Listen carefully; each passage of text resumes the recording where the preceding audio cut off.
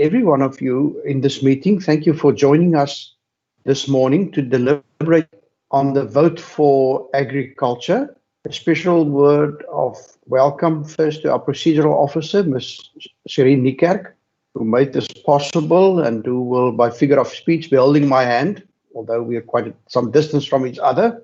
And then a special word of welcome to the Minister of Agriculture, Dr. Ivan Meyer, our head of department, Dr. Mukhali Sebupetsa, and I believe we also have the acting CEO of Casidra, Mr. Freek van Zyl, quite a number of other officials, and I trust there may be members of the public who are also in attendance.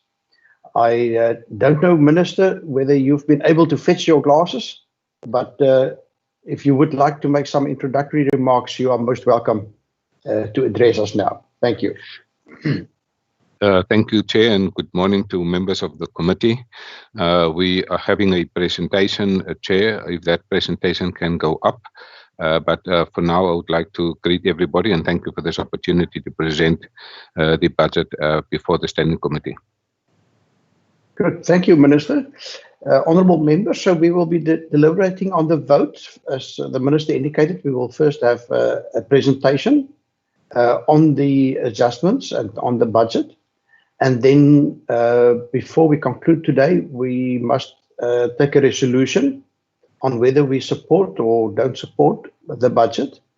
And then because of time constraints, I would like us to also adopt the draft committee report today before we adjourn. You know by now the rules of engagement for the video conferencing, so I'm not going to repeat all of it. Just a request again that you only unmute when you speak, and it would be appreciated, depending on your upload speed, if you could at that stage also switch on your camera so that people would be able to see you. Please note that this meeting is also being live streamed on YouTube, and that technical assistance by our ICT staff who've been really exemplar over the last months in assisting us, that the staff are on standby and more than willing to assist where necessary. And unfortunately, due to the limitations of this system, we do not have an interpretation service. I do appreciate that you will be speaking English, and we hope that soon interpretation services would be available again. So without further ado, can I now quickly just ask Dr. Sebupetsa, would you also like to make some opening remarks? Chairperson and members, good morning. Good morning, Minister. Thank you very much. I think we are ready to go into the presentation, Chairperson. Thanks. Thank you, Doctor. And I presume it might be the Chief Financial Officer, Mr. Huyshamer, who would be taking us through the figures. Chair, I will start and then I will hand over to Dr. Sebupetsa, who will deal with the rest of the presentation together with the CFO. Thank you, Minister. Over to you. Firstly, good morning, colleagues. Due to the limited time, I will be very brief. I would first like to also to welcome the members of the CASIDA who's present, and thank you for this opportunity. We are now appearing before this committee to table the Western Cape Adjustment Appropriation Bill for our vote in terms of agriculture. The question is, does this vote fundamentally change the strategic direction of where we want to go to, and how will that impact in terms of this adjustment? Firstly, let me confirm before this committee, the strategic priorities is still intact, and therefore we will continue and are continuing with structured training and education and research. Although in a limited format due to the COVID-19, we had made some strategic amendments in terms of distance learning and other support. We are still engaging on our vision of having more agricultural schools in our strategic engagements with the Western Cape Department of Education. We believe in more agricultural schools. We believe in more agricultural subjects at schools, given the strategic importance of agriculture here in the Western Cape. 11% of the GDP of the Western Cape comes from agriculture, and so education, training and research are very important, and you will see through the budget the funding for education, for training and research. Research significantly important given where we find ourselves in South Africa. The second strategic importance for me is the whole issue of rural safety. We have seen that in the month of April and May, we had no farm attacks, but suddenly here in June, we have seen a number of rural safety issues, and there are some significant developments that will also take place as we go forward. So rural safety for me is particularly important, given the fact that the Cape Winelands is the biggest soft fruit industry below the equator, and that particularly role is in the Cape Winelands, and given the strategic role of our export, fruit export, and particularly the export of our agricultural products of South Africa in general, but also on the African continent. If you take that 50% of South Africa's agricultural products is finding its way on the African continent, you can imagine what the impact is of rural safety issues in the Western Cape on that particular platform, given that South Africa, Western Cape plays a significant role in that regard. That brings me immediately to the next strategic objective, and that is the whole issue of market access. That is significantly and will continuously.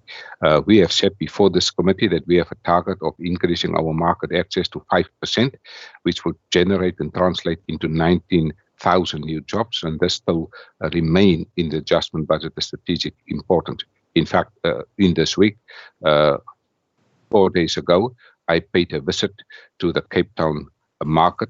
That is a significant market, given the strategic role of the market. The market has about 8,000 producers and about 5,500 local buyers from that particular market at the Cape Town market. And they've also told me of the important role that Honourable Member Peter Marais played in that particular market. So market access, very important for us, given the global responsibilities, and for us more and more important, given the fact that the COVID-19 had a much more devastating impact in the Northern Hemisphere, and given the fact that we are servicing particularly the EU market, the UK market, Asian market, but also the US market. So market access will be continuously to be driven from our perspective. We need foreign exchange. We need to stabilize our role in the international community through market access. Here, South Africa, particularly in the Western Cape, we export significantly of our products on the African continent, and given the fact that 45% of all South Africa's agricultural exports comes from this province, it tells us a story about how important market access is, and Ms. Bongiswa and her team are doing outstanding work in that particular regard. The next very important is continuous support to our farmers in the whole value chain of their support.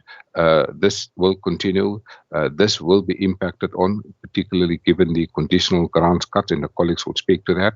But we are still committed and will be committed to continuous support to our farmers. As you know, we have about 16,000 farmers here in the Western Cape. And if you look at the total revenue generated in the Western Cape through agriculture in terms of the 2018 figures, 21 billion rand, and with the agricultural value production of 43 billion, it is significant that we continue to support our farmers here in the Western Cape. Also for us, if you look at the from a farm worker perspective, we are about 10% of the geographical size of South Africa and 10% from the sort of the economy of South Africa. But if you look at the salary and wages we are paying to farm workers in South Africa, it is way above the 10%. It's about 17%. And so we will continue supporting our farmers in this particular regard. And lastly, Chair, before I hand over, is the whole issue of climate change. We have seen that we have come out of a drought for the last 6 years.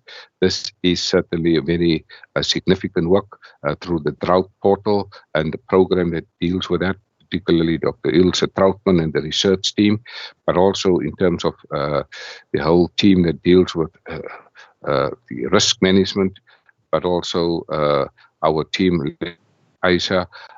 This is a very significant function and program of the department in terms of climate change.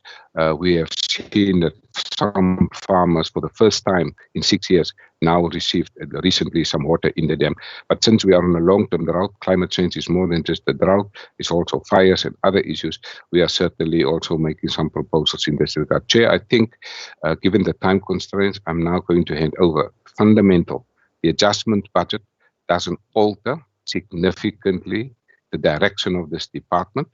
Obviously, due to budget cuts that we have seen when the president made some announcements in terms of a 500 billion rand rescue package, we understand that 135 billion of that are savings or budget cuts that had to be effected through the various levels of government, and that certainly has an impact on this budget that we now present. Yesterday, our Western Cape MEC of Finance tabled the adjusted budget yesterday, and this is part of that particular journey of the adjustment budget process. Thank you, Chair. Thank you, Minister. And I'm going to hand over now. Can I just quickly, I recognize on the list of participants, Honourable Bartman, Honourable Maseku, Honourable Maran, and Honourable Smith, but I don't see the name of Honourable Marais. If he would just draw our attention to his presence, if he perhaps joined from a different computer or under somebody else's name. And with that, Dr. Sebopetsa, I'm then going to hand over to you. Chairperson, thank you very much, and thank you, Minister, for that context. I think it helps a lot. I'm going to be very prompt, and I'm going to just touch on the slide that is in front of the committee, and my CFO will get into the details around which program experienced the shifts and so on. But Minister already referred to the issue of grants. This was merely a decision by the National Department. We needed to cut about 21.2 million of CASP, just over 9 million rands of ELEMA. That equates to over 30 million rands that we have lost in the conditional grant space.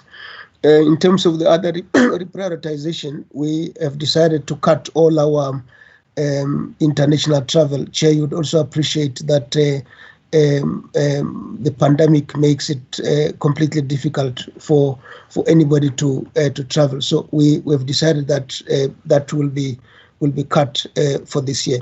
We cut all domestic travel other than kilometers by 67%.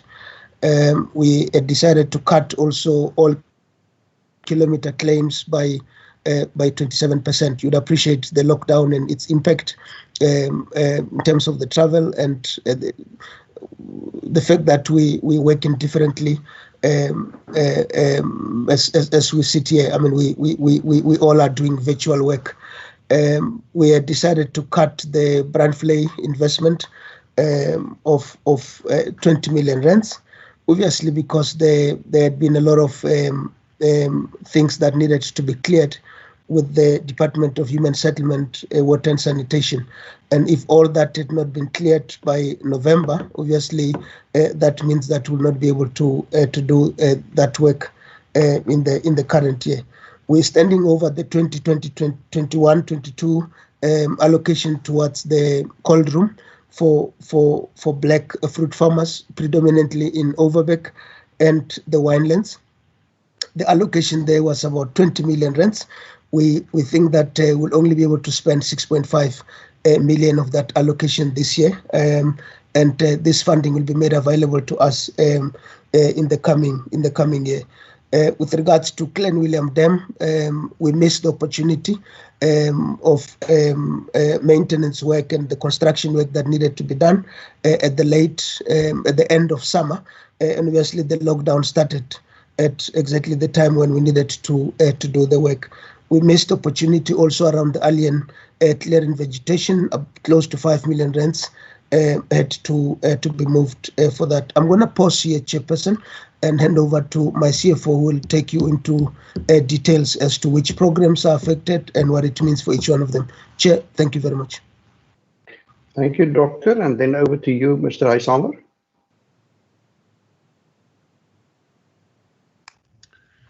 Good morning, Chairperson. I just want to check for you and the committee. Do you hear me properly? We hear you loud and clear. Thank you. Thank you, Chair. Then I will go. We thought we will just do this in 2 slides, trying to because we understand that you did get the EPRE of the first cut yesterday. And just to put the context, hopefully on 1 page, so we decided to start with the first page. We will do it per program, and on the second slide, then we will do it per economic, same numbers, but just in the economic classification. So in administration, we start off with a main budget of 140.570 million, and savings, which comes from equitable share, that's what PES stands for, was 5.375 million, which is mostly the travel and subsistence, and the 1 million consultation or consultants that the HUD has referred to. Then we got some relief in totality. The second column right at the bottom, 4.877 million, and some of that relief, or most of that, because it's been run by our OSS unit, is 1.642 million, and now we stand at an adjusted budget of 136.8 million as far as administration is concerned. Sustainable resource management, as you can see, has taken, I nearly want to say, with farmer-supported development, the brunt of the cuts. That 27.9 million that you see there is 20 million of that is the Brandvlei Dam, which the HUD has referred to. 3 million was lost in time on the canal maintenance at Clan William, and 4.9 million was lost on alien clearing time because of the lockup. And so that brings you very close to the 27.9 million they had to spend, and they got some relief of 72,000 rand just to buy masks and those kind of things. FSD, as you will see, most of the grant cut column belongs to FSD. That it was the CASP that the HUD referred to, and all of the ILIMA. So it was 19 odd million rand CASP and 9 million rand ILIMA, and then the 13.5 million of the cold storage facilities is also lying here. So that amounts then to the 43 million they had to give back. 1.8 million relief, once again, just for the departmental PPEs. The vet services, most of that 2.4 million that has been cut is domestic and international travel. Research and technology, same, domestic and international travel. Agricultural economist, same, domestic and international travel. And then we get to structured agricultural education and training, and there we will see 2.1 million CASP funding, which was for infrastructure down at the college. And the rest, the 965, was travel. Rural development, 1.5 million rand, mostly travel, and a bit at consultants. Chair, that brings us to 56.7 million, or 56.7 million of equitable share that the department has to contribute. The grant cut is then 30 million, which is a total savings of, well, I don't want to call it savings, let's just call it cut, of 87.014 million, being relieved by a bit of 4.877 million, and that means the budget moved from 970.556 million to 888.419 million. In other words, that is just under 83 million total cut. Chair, then we move to the same numbers, just in the per economic classification. You will see on cost of employees, we didn't have any cut because we do not show any possible savings there at the moment because we only budgeted for warm bodies. The infrastructure planning cut there, the 20 million, is directly contributed to the Brandvlei. Consultants, 1 million of that was at program 1, and the other 690,000 rand is spread across the rest of the programs. Contractors, the same. Included in the contractors is a discontinued for the moment cafeteria contract that we're not renewing at the moment because they run under the same rules than restaurants. Travel and subsistence, you will see there is a substantial cut there, as the head of department has referred to. All of international travel, 67% of domestic travel, with the exclusion of kilometer travel, and the kilometers we cut only by 25%, simply for the reason that if you go through this department, it's only two programs really that don't travel much as part of their work. And I'm talking about road travel mostly there. Your veterinarians, the health technicians, they need to move. Your alien clearing people, your land care people, they need to move. So do the extension people and so forth. So the biggest cut, other than those that we took on some of the earmark funding, is then at travel and subsistence. The others, Chair, are what a previous HOD used to refer to as rats and mice. Those are the very small amounts, spread over about 200 accounts, line items, which add up to 4.5 or 1.5, that adds up to 6 million. The transfers, mostly because, not mostly, it's all of them, it is because of the cut on 13.5 million of the 16.5 million is the cold storage facility. The other 3 million is the canal that has not been, that could not be repaired this year. And the rest is all cost money, the 18.994 million because of the cut of CASP. Capital assets is in totality also the cut of CASP. And that again bring us to the same amount at the bottom, which it should, of we moving from 970.556 million to 888.419 million. Chair, perhaps just lastly I can say we are very hopeful that the 13.5 million for the cold storage and the 20 million for Brandvlei, we hope to ask back in the next financial year, if at all possible, given also the constraints that I think the whole country will go into. Chair, from my side, that is all. Thank you very much. Thank you, Mr. Huyshammer, and thank you also to Minister and Dr. Sebupetsa. Can I just quickly ask members if you would indicate if you have any questions regarding this presentation? If you could indicate by putting up your hand in terms of our system.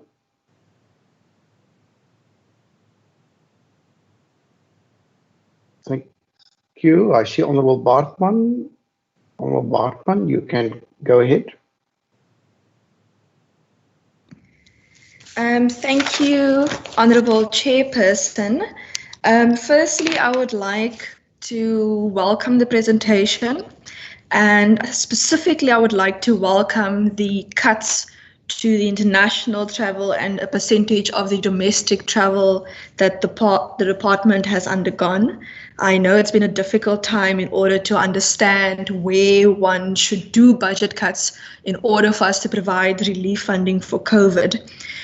Slide 3, I do have a concern regarding the cut in the alien vegetation clearing due to the missed time, since National did not allow the provincial departments to conduct this nature of work during the previous lockdown levels. Unfortunately, we are subject, obviously, to national regulations. Further, I just would like to note my concern also in the national cuts to the CASP and the Lima Letsema funding. Chairperson, the reason why these conditional grants are also so important is because farmer support development, some of that money was due for infrastructure at our agriculture college. And the other money was due for structured agriculture education and training. And Chairperson, I'm concerned that some of the national ministers do not know where food comes from. They do not seem to understand that food comes from farming.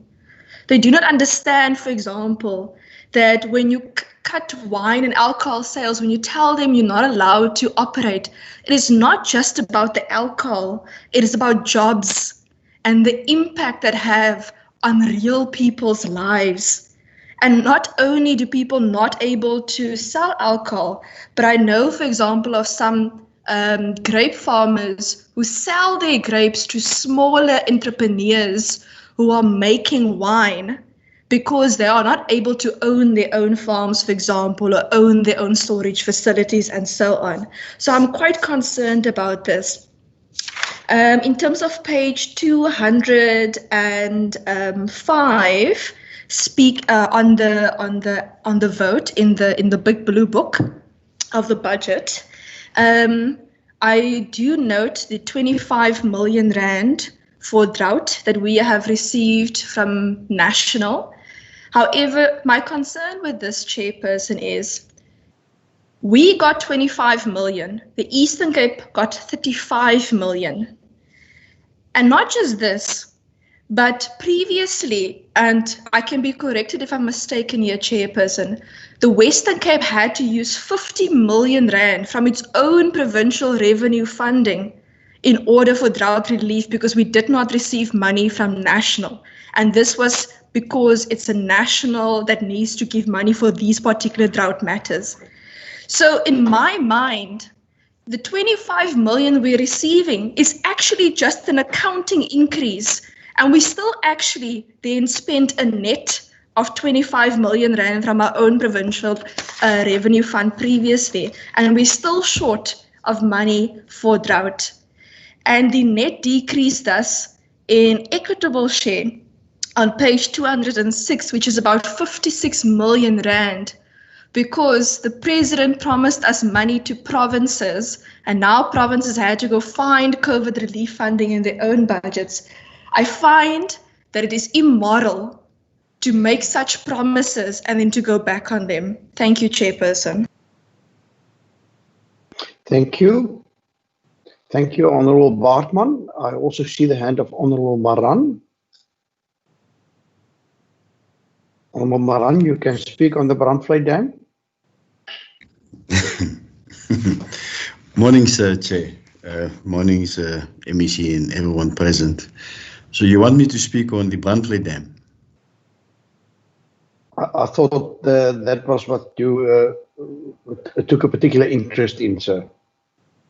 Yes, it is so, because last week when we have dealt with the issue of Amalienstein and Vaikraal, I raised the issue by saying that this government is willing to spend 20 million rand on brandvlei, but they are not willing to spend money on Amalienstein, for instance, because the issue there is water storage and the absence of a dam. The response we received last week in that meeting is that the 20 million rand won't be spent on brandvlei anymore because the department have realized that it is not the mandate. It's not the mandate of the department, it's a national mandate. Now, when you listen, for instance, to the HOD, it was saying now that there is some issues that needs to be cleared with the water department, and if those issues are not cleared, it will be unable to spend that particular money. So you get now a different response why the 20 million rand cannot be spent. First, it's not our mandate. It was said last week. Now it said that there is some issues that needs to be cleared. And then also the CFO said that, but at some states, I think within the new budget, we're going to ask again for the 20 million rand. So the department must make up its mind whether it's our mandate or not, or whether it's unable to utilize the 20 million rand because of some issues with the national department. Chair, you know, when the president earlier this year announced that there will be lockdown, he then said, and all of us agreed, that the agricultural sector is an essential services because they are responsible for food production and to make sure that the country don't go hunger. So saying that some of our ministers don't realize that food comes from farms is far from the truth. It's not true. Otherwise, we could have closed the agricultural sector if that was the case. So from a national view perspective, government have realized and they have taken a decision to say that the agricultural sector must continue. And therefore, the whole country must be fed. Farm workers must go and face this invisible pandemic, the virus. Now, there's a lot to say about the wine production, and the previous speaker was saying, for instance, it's about jobs and putting food on the table. But the decision is also for the sake of saving lives. And that's what the president has said all along. Unless we are saying that if a person dies, he must die. We don't care as long as the production of wine can continue. Yes, the president have said that some sectors will be compromised. But we can revive it again. But if people die, there's no way that you can resurrect those from the death. You cannot. Unless, as I'm saying, the Western Cape government is saying that we don't care about those who die of this pandemic, Chair. Chair, also on the MEC have spoken about priorities. It's still intact. The vision of this, it's still intact. But they will agree with me that even so, the money is getting lesser and lesser to do some of the things that we need to, that we want to do. It's getting lesser. And therefore the priorities and the vision that this department have will now be will take longer as we've predicted. Last year, for instance, that we have surrendered, I think it was around about 20 million rand to the Premier's vote for because the Premier has this obsession that he wants to have a police force within the province, and therefore over a couple of years, 1.7 billion rand will be spent. And I think, for instance, when we have dealt with the main budget, an amount of just over 400 million rand was surrendered to the city of Cape Town, of which I think the city of Cape Town will also contribute like 1 billion rand to that particular program. So, Chair, last week also in our standing committee meeting, and even before that, you have heard the department complain about we haven't enough money to do this, we haven't enough money to do this. Now, yes, it's true what the previous speaker have said, for instance, when it comes to your, there were some cuts, especially when it comes to grants, your CASP and your ILIMA, and it was cut with a substantial amount. So it's not money that you don't have in your budget, you have to adjust. But there's some monies, for instance, that is in our budget, we cut and we are surrendering those money. We are not prioritizing by saying for this particular program, we're going to move money from this program to this program. We just surrender. We just surrender. And in the next meeting, the department will come and say that, please support us because we need more money for these particular programs. How then can you support, Chair, as we are going forward, when continuously you are surrendering money to other departments? Chair, because I mean, if we speak about COVID relief programs, where does the Department of Agriculture fit in? Where does they fit in? Because the pie is getting smaller and smaller and smaller. Chair, let me stop here. Yes, thank you, Honourable Maran. Honourable Maseko. Thank you very much, Chairperson. Chairperson, I know that members, we are going to have a time to debate these budgets, and I think we can try to score points there. But the reality is, immediately, if you have a president making promises to the provinces, there's no way that if those promises are not happening, we can sing him praises or any other minister. The reality is the promise was made, and it should have been delivered, and that didn't happen. I wouldn't just shout a promise to the president or any other minister if that is the scenario. And what Member Bartman was saying is that this province it contributes a higher percentage on the GDP. That on this country is an investment. So that should be acknowledged so that we can make sure that this country benefits as it has been benefiting from Western Cape. Whether we can argue that because we are different, we come from different political parties, it's something that we'll take to the debates, but it's a reality whether members they want to hear it or not. But Chair, thanks from the department in being innovative under difficult circumstances. And I need to say this is my second term in this portfolio, and they don't let me down personally in all the programs that are implementing. The Standing Committee in the 5th term highlighted the importance also of the structured education, training and research, and Minister have taken that to heart, and I see that is happening.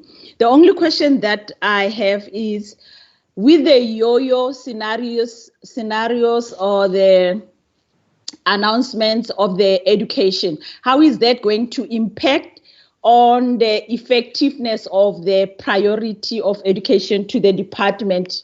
Because I tend to believe that, as they say, schools open not in a way is going to affect the education and the training in the Department of Agriculture. What are the measures are in place, or to what an extent is that going to affect the department to achieve their targets? Thank you, Chairperson.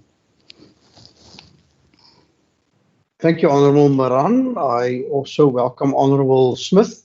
I see your hand is up, Honourable. You're welcome. It was not me speaking, Chair. Chair, I'm still Maseko. Exactly. No, what I'm saying is I see Honourable Smith's hand is up and he's welcome to address us now. No, it's true.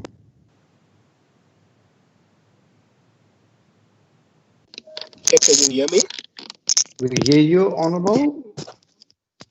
Chair, just one question. Thank you. Good morning, members and Minister and the rest of the team. Just one question from my side. How does the whole decrease of the budget impact on the drought relief program in the Western Cape? Because many farmers are still experiencing the drought. So that's just the one question. Thank you. Thank you for that question. And just from my side, I must say, if I look at these budgets, my grandfather used to say, eers gegeven, dan genomen, is erger als een dief gestolen. Now, I get the impression we were given money, and then the money was taken away from us again. And it's always a hard fact to accept. Can I ask for responses from the department or the MEC on the questions, please? Chair, I think there are a number of issues that were raised. I think I'm going to hand over to the HOD. I will rather make some concluding remarks that encapsulate the presentation, the comments, and the questions that we are receiving on this platform. Honorable Chair, thank you very much, and thank you, Minister, and thank you to the members for all the questions. If I may start from the beginning, Member Bartman, I think, makes very solid observations around the challenges that these cuts are having in our sector. And I think just to digress a little bit, what we are seeing now with COVID-19 is that the issue of humanitarian relief becomes a key issue. And these cuts also implies that we may not be able to do a lot of food gardens that would have planned from the beginning.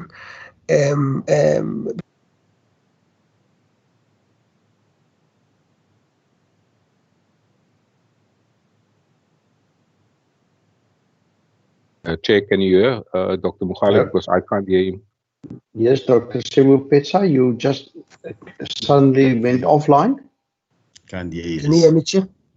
Yes, you're back. You're back. Yeah, and April. So that is really the challenges that we are sitting with. The observation around the 25 million drought relief. Indeed, we got that, and you are correct. It's not what we had asked for, Honourable Member.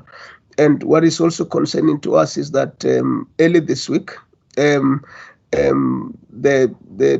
state of disaster that was a national disaster that has been reversed. Drought is no longer a national disaster, according to what we are. It coming from national.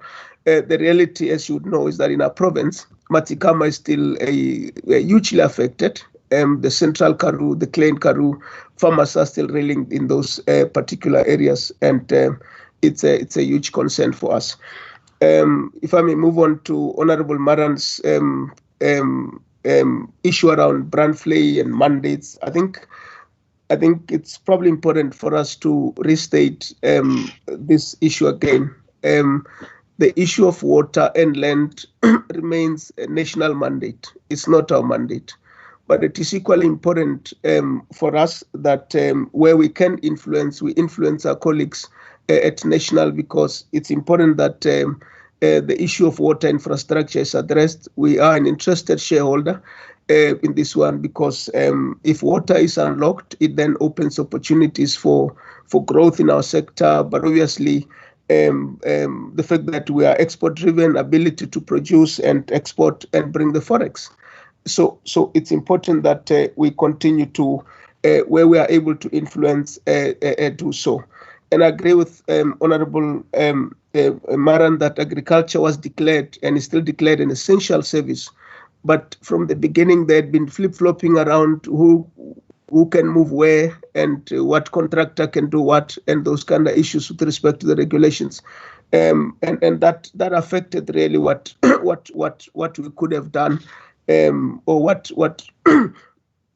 what we could have actually delivered around this particular project. So key for us is that we will continue to influence our colleagues at national government, because it's important that we do so, so that we are able to ensure support to this particular sector. With regards to the cuts and so on, COVID-19 is a reality. It's a challenge for all of us, and it was important that we also participate in these adjustments to contribute to saving lives, because the reality of this at the end of the day is that we need to save lives, and we all know that the promises that were made around funding coming our way had not materialized, and of course we needed to contribute to those efforts of making sure that we save lives. Honorable Maseko, your question around what are we doing and what will the recent announcement on the schools have on Elsenbeck? If there's one thing that I'm proud of, given this COVID environment, is that we use the opportunity to build our e-learning platform. So it doesn't matter what happens, our students at the college will continue to learn. Because we made arrangements to ensure that we deliver study material, access to data, so that they are able to learn. So that connection with with our lecturers goes on. Honorable Smith, your question on the impact of drought in the Western Cape. The reality of the matter is that the relief we've got of 25 million is not enough. It's not what we had asked for. But that is what we have. We continue to provide that support to the farmers in the region. I mean, farmers have had to cull their livestock in Matsikama, have had to cull in Central Karoo and in the Little Karoo. Unfortunately, they are not able to increase their stock until there's some growth in terms of grassland or natural pastures and so on. So the relief of 25 million is all we have, and we're going to use that with private sector partners to ensure that we assist in the way we can. I'm going to pause here and ask if my CFO has got anything to add that I may have missed, and then hand over to you, Chair. Thanks.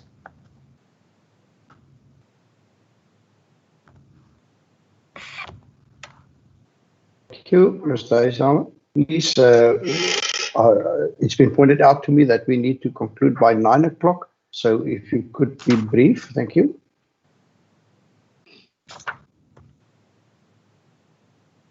Mr. Isama, you can come in.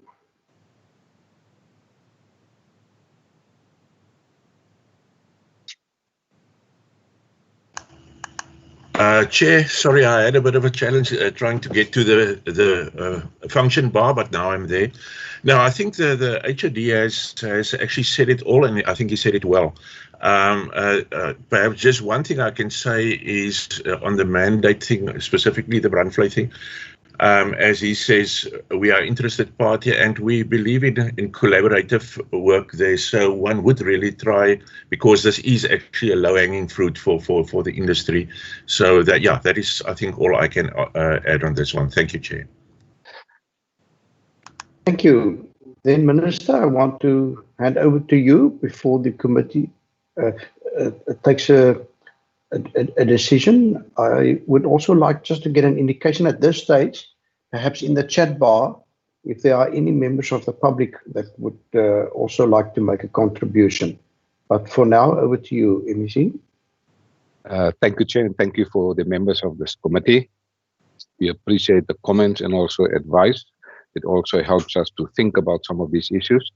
I think my general comments in conclusion is that we are, as you see, presenting a reduced budget from 970 million to about 880 million. You will recall that in the previous financial year, we went just over 1 billion rand. That's my mission, to get this budget over 1 billion rand.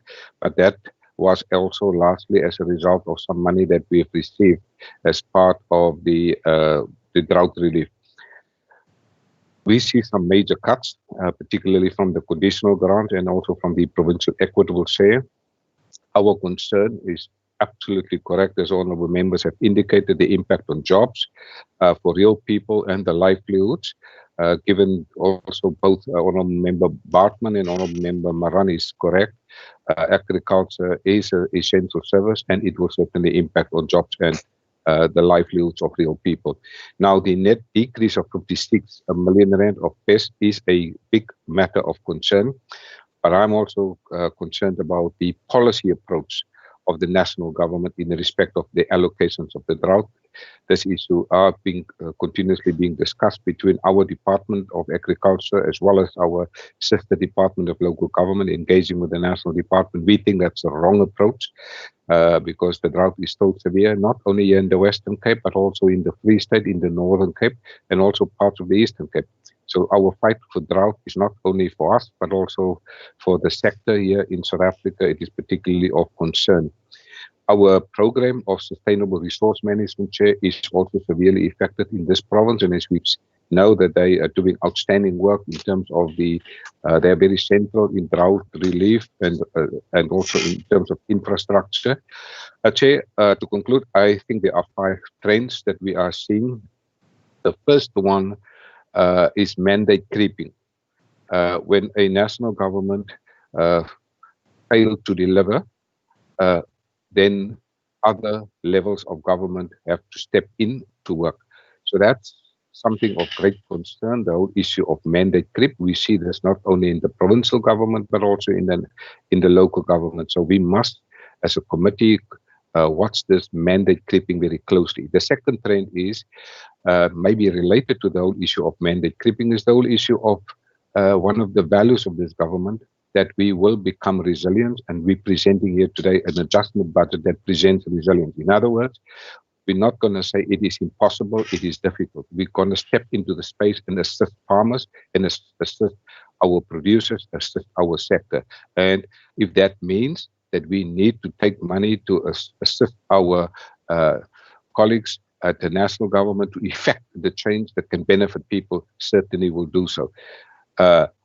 This is for us very important that we are resilient as a department because the sector is very resilient. The third one is that we know as a statement of fact that the South African public finances are not well managed as confirmed by the Auditor General. And when public finances are not well managed in South Africa in general, there's a spillover effect in reductions in the adjustment budget. And this is what we see here. Not well managed public finance have a devastating effect on cuts, both in the equitable share as well as in the conditional grants. My main concern is also the conditional grants, given the fact that it is sometimes more arbitrary than the provincial equitable share. The last 2 comments, Chair, that I want to make. I'm very glad that the President has indicated last night that he has signed a proclamation that will now effect the Special Investigation Unit to investigate COVID-19, the relief fund that was used for corruption. I'm very happy about because the last thing that we want to see in South Africa, that people abuse that. So from my side, I'm very pleased to see that investigation will now take place. Lastly, Chair, I think during this time, we have presented to this standing committee that we have done what is necessary and what is possible to prepare the sector for the post-COVID-19 era. There are weekly engagements with the sector, there are regular engagements, but I am concerned about the devastating impact on the wine ban on the wine industry, lead to massive job losses, massive loss of income. And I have written a letter to the National Minister, Toko Dudisa. The Premier is writing now a letter to the President, as well as to Dr. Nkosazana Dlamini Zuma, as well as Dr. Mkhize. We believe that when there is a problem in alcohol abuse, we must address the alcohol abuse. We cannot close simply the wine industry. In the same way, if people have obesity, you don't close all the chocolates and the nice shops.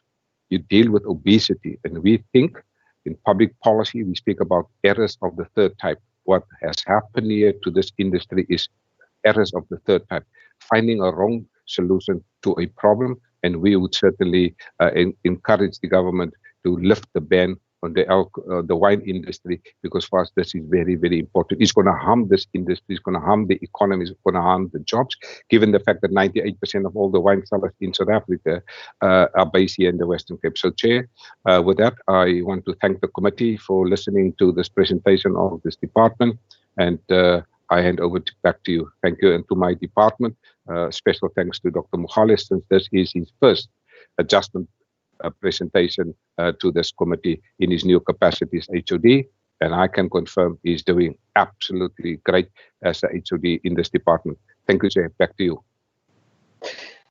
Thank you, Minister Meyer, Dr. Meyer, and then thank you also to all the officials. And I also want to say thank you very much, because what we've seen today is a brief presentation, but I do know that when it comes to budget cuts, there are some very hard and sometimes harsh debates that that precede that. And thank you very much for allowing this province to also cut our cloth to the size handed out to us. Thank you also for pointing out that we're dealing here with the expenditure side, but that the income side of government is also being affected and could be affected by some of these budget adjustments, and that it's something that we shouldn't ignore. And I've been particularly proud of the contribution that the Western Cape Agriculture Department has been making. And I'm on the record saying that I think if any sector is going to pull our country through COVID-19 and beyond, I think the agriculture, and particularly the Western Cape's agricultural activities, are going to play a huge role.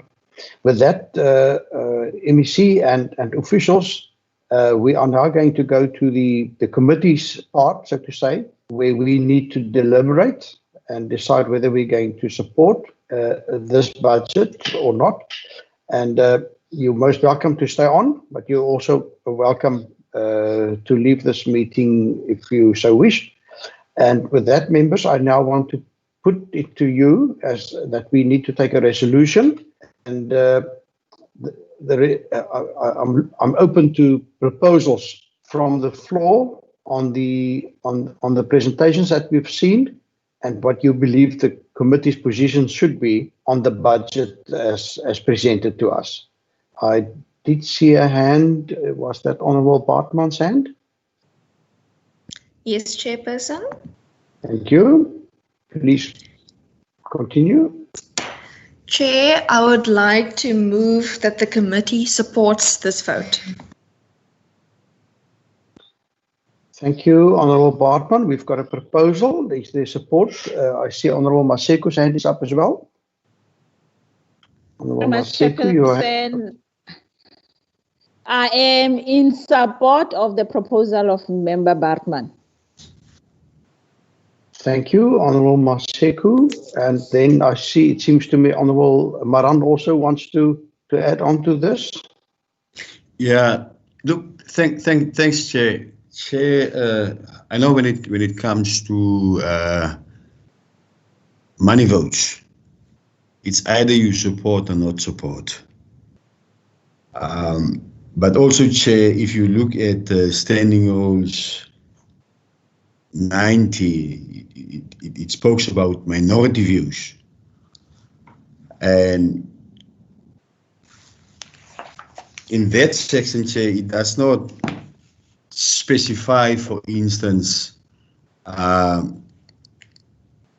it's not clear what a minority view is. Whether you say you're going to abstain, whether you say that the minority view is not to support and therefore it should be kept in the committee report. But I rely on, when it comes to money votes, Chair, that you have to say you support or you not support.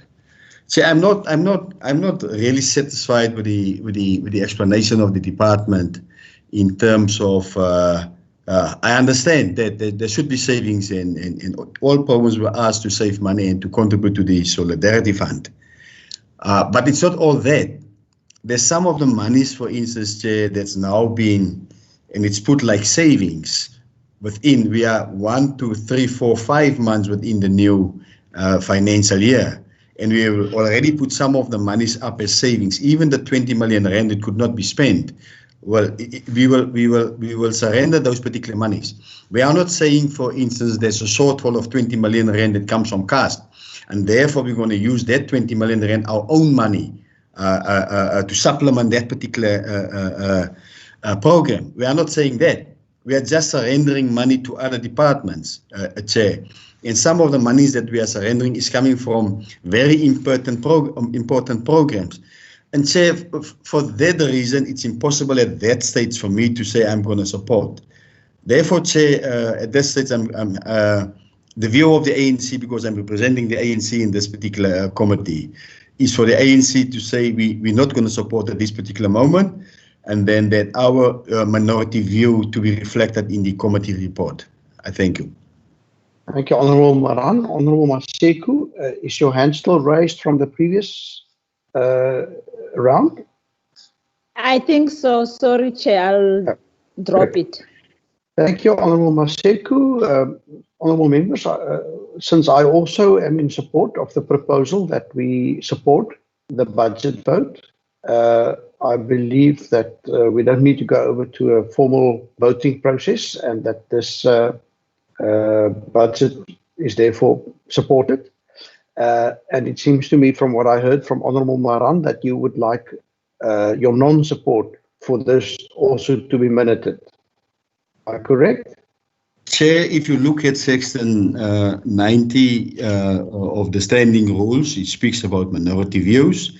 You are indeed correct that our view, the ANC's view, is not to support at this moment, but we also want it to be reflected in the committee's report, as per Rule 90 of the standing rules. Good.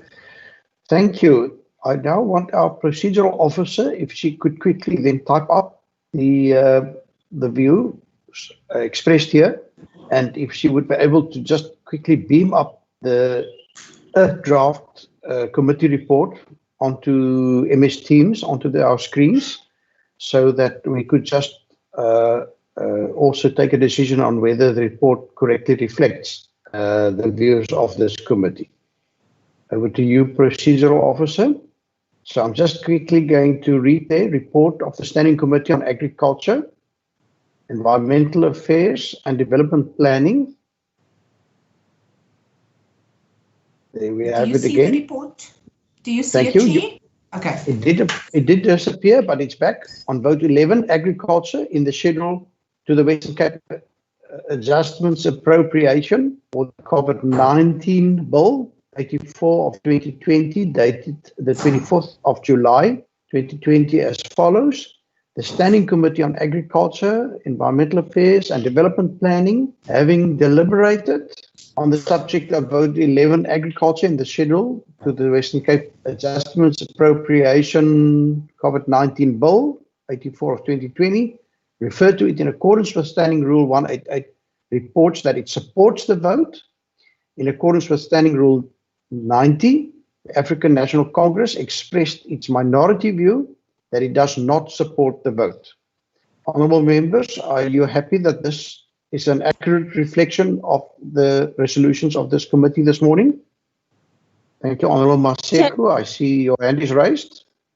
Chairperson, just for a point of order, you were reading the 84 and it's B4, so the record will be wrong. So you have to read it again, and it's B4 of 2020.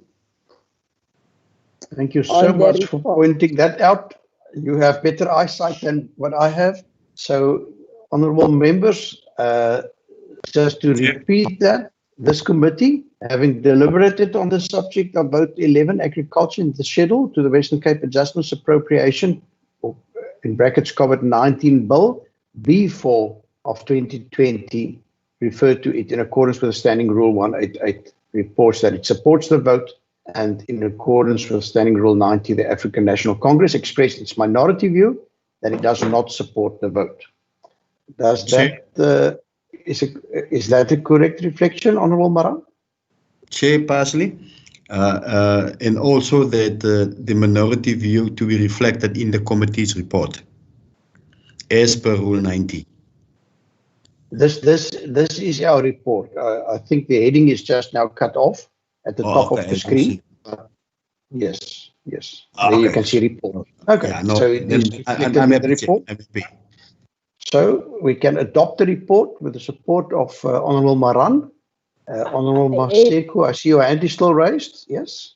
Okay, I am in support, Chair, that we adopt the report. Thank you so much. Are we all on the same page, so to speak?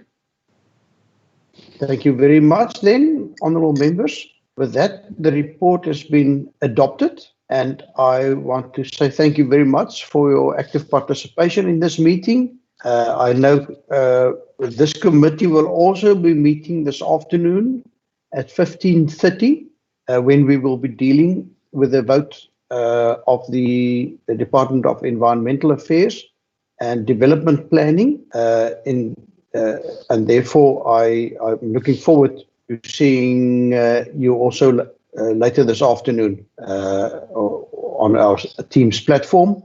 And with that, and a special word of thanks to our support staff, particularly our procedural officer, I want to say thank you very much, and we adjourn until this afternoon. Thank you. Thank you, Chairperson.